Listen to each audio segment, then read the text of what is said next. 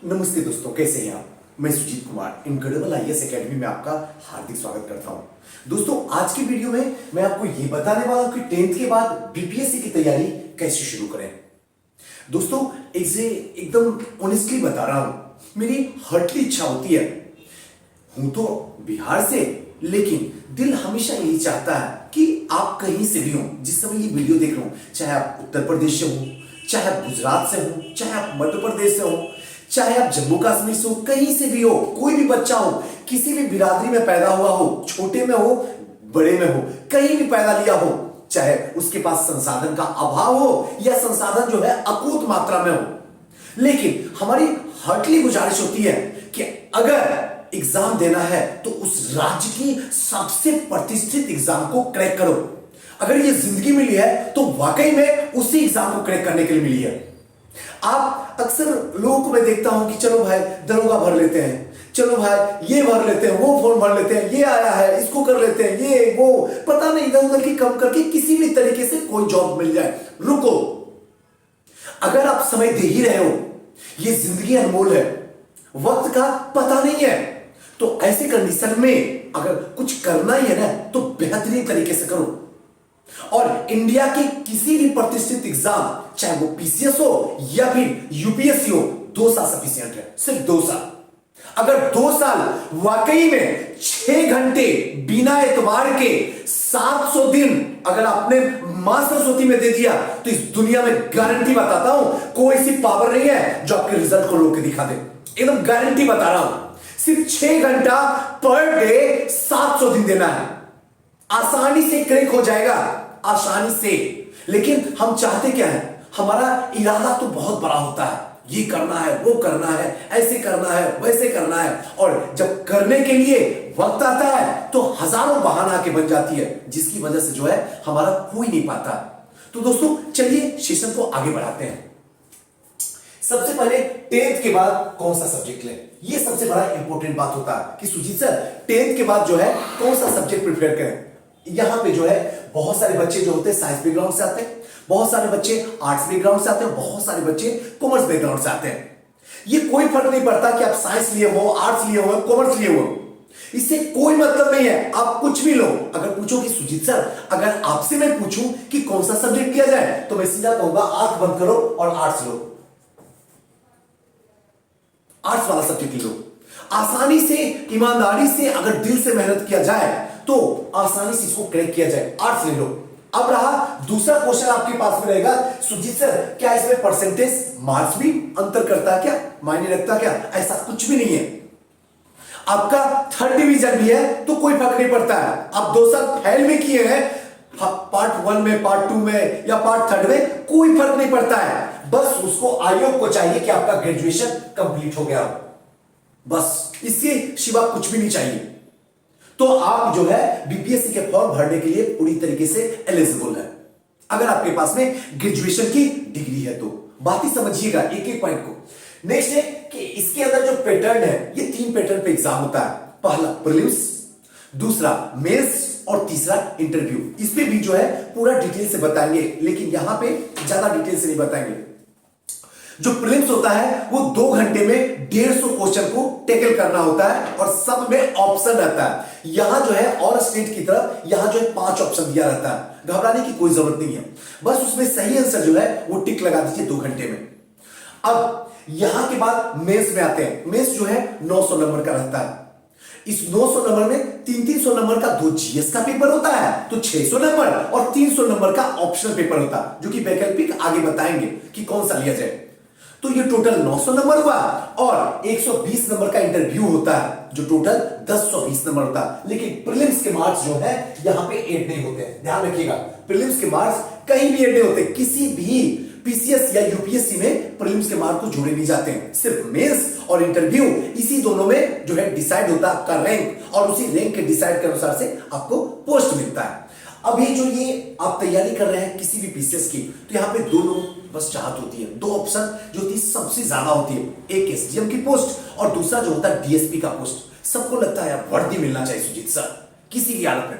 हम भी जो है अपनी स्यूर सक्सेस संस्था में जो फाउंडेशन बैच स्टार्ट किए हुए, बहुत सारे स्टूडेंट हैं जो 10th पास करके आके बैठे हुए हैं और पूरे तरीके से आते ही शुरुआत नहीं हो जाते हैं, पूरे तरीके से बताते हैं क्या है पूरा A to Z। जब तक पूरा बीपीएससी को समझ न जाओ, जब तक बीपीएससी को जी न लो, जब तक बीपीएससी के पार्ट बाय पार्ट को अपनी आंखों के सामने से गुजार न दो, तब तक एक भी चैप्टर स्टार्ट नहीं करने वाला हूं, एक भी चैप्टर नहीं। वैसे ही करता हूं और सारे बच्चे जो है एक से एक टैलेंटेड हैं। कुछ 10th के भी हैं पास करके आए हुए, कुछ 12th पास करके आए हुए, कुछ ग्रेजुएशन पास करके आए हुए, कि जस्ट आए हैं तो फाउंडेशन में जुड़े और सबका बेस्ट परफॉर्मेंस होता है।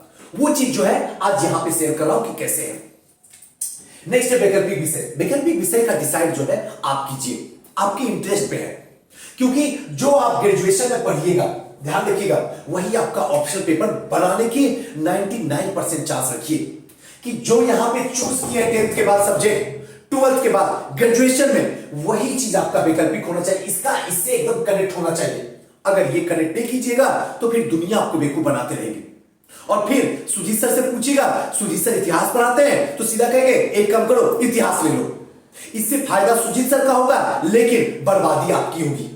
ये ओपन चैलेंज है, सारे के साथ यही समस्या है। इसलिए यहां जो पेपर आप लीजिएगा उसी को आप ऑप्शन पेपर बनाइएगा। एक पेपर ऐसा होना चाहिए जिसमें क्या है, ए से लेके जेड तक की पूरी जानकारी होनी चाहिए, और वो होगा आपका वैकल्पिक विषय। ये क्या होगा, एक वैकल्पिक विषय भी बना दूंगा, उसमें आपको वीडियो के थ्रू आपको सब कुछ समझा दूंगा कौन सा वैकल्पिक विषय लिया जाए, जिससे क्या मार्क्स भी ज्यादा अच्छे उठते हैं, साथ साथ में बहुत कुछ सीखने का मौका मिलेगा, साथ साथ में ऑप्शन पेपर जो कभी भी इसके मार्क्स गिरते नहीं है और ज्यादा बच्चा सिलेक्शन ले पाता है, वो ऑप्शन पेपर भी बता दूंगा। अगर आप लोग कमेंट करके कहिएगा तो वैकल्पिक विषय के बारे में भी एक वीडियो बना दूंगा।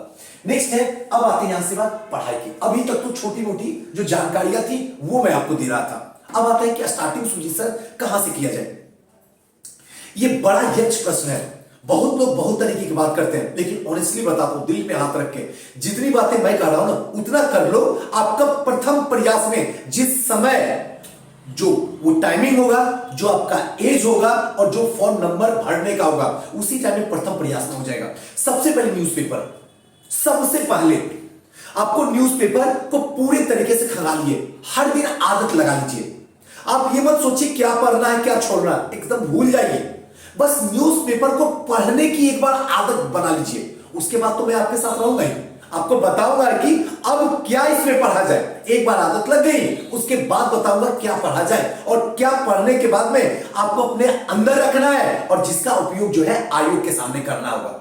तो न्यूज़पेपर होना बेहद जरूरी है। अगर कहिएगा तो न्यूज़पेपर के लिए अलग से वीडियो बना दूंगा कि कैसे न्यूज़पेपर पढ़ा जाए, न्यूज़पेपर में कौन से पॉइंट को पढ़ा जाए, किस तरीके से न्यूज़पेपर से आर्टिकल को निकाला जाए, सारी चीजें बता दूंगा आपको। क्योंकि करंट इशू आज के टाइम में जो है सबसे ज्यादा इंपॉर्टेंट है, प्रेजेंट ऑफ माइंड सबसे ज्यादा इंपॉर्टेंट है। ऐसे में जो है करंट अफेयर जो है सबसे इंपॉर्टेंट हो जाता है और इसके लिए न्यूज़पेपर से बेहतरीन मेडिसिन इस पूरी ब्रह्मांड में नहीं है।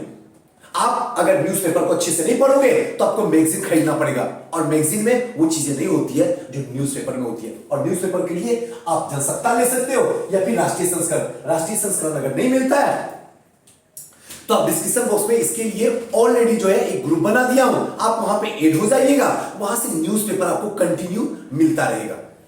नेक्स्ट जो है एनसीईआरटी। अब आती है कि सुजीत सर जो एनसीईआरटी आप बताते हो तो इसमें दो कंफ्यूजन है कि एनसीईआरटी कहां से शुरू करूं, एक, और एनसीईआरटी कौन सी शुरू करूं, दो। कहां से शुरू करूं का मतलब है 6 से लेकर 12 तक एकदम चार्ज चाहिए। बस ये सोच के 2 बार 3 बार 4 बार जितनी बार पढ़ सकते हो पढ़िए, क्योंकि एनसीईआरटी के बिना प्रीलिम्स नहीं निकलने वाला। लिखवा लो हमसे, मैं लिख के दे देता हूं। एनसीईआरटी के बिना आप मेंस नहीं लिख सकते हो, क्योंकि मेंस वही क्वालिफाई कर रहा है जिसकी आंसर राइटिंग एनसीईआरटी की तरह होता है। आप देख लो जितने भी टॉपर बने हैं, अक्सर मैं कॉपियां डालता हूं, आप कॉपियां देखो कि कैसे लिख रहे टॉपर, एकदम एनसीईआरटी वाली भाषा। और वो तब होगा जब एनसीईआरटी को जीना सीखोगे, एनसीईआरटी को सीखोगे, पूरी तरीके से गहराई में उतरोगे, और उसके बिना मेंस भी नहीं होगा। और अगर एनसीईआरटी को नहीं करोगे तो उसके बिना सच ये बात है कि आपका इंटरव्यू भी क्लियर नहीं होगा। कर भी है लेकिन सच बात यही है। तो इसलिए एनसीईआरटी। अब रहा कि सुजीत सर नया या पुराना, एकदम न्यू। पुराने से कोई मतलब नहीं, अगर पुराना है तो खराब नहीं है, लेकिन अगर नया है तो अच्छी बात है, क्योंकि सिलेबस बदल गया, आयोग बदल रहा है, माहौल बदल रहा है, क्वेश्चन के पैटर्न बदल रहे हैं, सब कुछ बदला हो रहा है, तो बुक क्यों नहीं बदलेगा। सोचो इसलिए न्यू वाली एनसीईआरटी मैं प्रेफरेंस करता हूं। नेक्स्ट है लेखन शैली। जो भी पढ़ते हो दिन भर में कम से कम 2 क्वेश्चन, कम से कम 2 क्वेश्चन एकदम डिसाइड मान लो कि कम से कम हमें 4 से 5 पेज हमें आंसर राइटिंग लिखना है। अब रहा कि सुजीत सर लिख तो ले, इसमें कोई शक की बात नहीं है, मुझे लिखने में मजा भी आता है और आप जिस तरीके से समझा रहे हो मैं लिख लूंगा या लिख लूंगी, लेकिन आखिर मेरा कॉपी के चेक कौन करेगा? चेक मैं कर दूंगा। ऑलरेडी इसके अंदर जो डिस्क्रिप्शन बॉक्स में इसके लिए भी अलग से एक ग्रुप बना दिया हूं, सारे के लिए व्हाट्सएप ग्रुप बना दिया हूं। आप सारे में ज्वाइन कर जाइए, सब में आप क्वेश्चन भेजिए, सब चेक करके मैं आपको दूंगा। और अगर थोड़ा लेट हो जाए तो कोशिश कीजिए खुद से चेक करने की कोशिश कीजिए। एक बार टीचर खुद ही बन जाइए कि हाँ देखिए कि आप ही लिखे, आप इसमें क्या कमियां निकाल सकते हैं, लेकिन ये संभव हो नहीं पाता। खुद से लिखा हुआ खुद की कमियां नहीं मिल पाती है। ऐसी कंडीशन में आप मुझे कॉपी भेजिएगा लिख के, मैं उसे चेक करके आपको दे दूंगा, लेकिन कॉपी जो भेजिएगा वो पीडीएफ के फॉर्म में। नेक्स्ट है एक गुरु होना बेहद जरूरी। एक ऐसा इंसान को ढूंढिए जो पूरी तरीके से कृष्ण का रूप धारण करता हो, कृष्ण की तरह आपके साथ चलता हो। अगर आप अर्जुन बनने के लिए तैयार हैं तो यकीन मानिए मैं कृष्ण बनने के लिए तैयार हूं। मैं आपकी हर मोड़ पे मदद करूंगा, आपको घबराने की कोई जरूरत नहीं है। अगर आपके पास में संसाधन नहीं है तो कोई बात नहीं है, मैं आपको दूंगा। अगर आपके पास में आपकी कॉपी चेक करने वाला कोई नहीं है तो मैं दूंगा। अगर आपके साथ में कोई समस्या है तो आपको व्हाट्सएप में ऐड कर दूंगा, ऑडिबल के थ्रू बात करके रिकॉर्डिंग करके आप मुझे भेज दीजिए, उसका सही से हम बता के आपको फिर से ऑडिबल के थ्रू आपको सेंड कर देंगे। मतलब मदद करने के लिए पूरी तरीके से तैयार है। बस आप कहो दिल से एक बार कि अगर बनना है तो एसडीएम बनना है, जिसको जो उखाड़ना उखाड़ के दिखा दे। अगर बनना है तो डीएसपी बनना है। इसके नीचे की सपना ही संजोना बेकार है, निरर्थक है। बस इसी पे रहो पूरी तरीके से खड़े। दोस्तों कैसा लगा ये वीडियो हमें जरूर बताइएगा। अगर आपको अच्छा लगे तो जरूर बताइएगा, और नेक्स्ट वीडियो किस पे चाहिए कमेंट करके बताइएगा। नेक्स्ट वीडियो में फिर से मिलते हैं, तब तक के लिए थैंक यू, नमस्कार।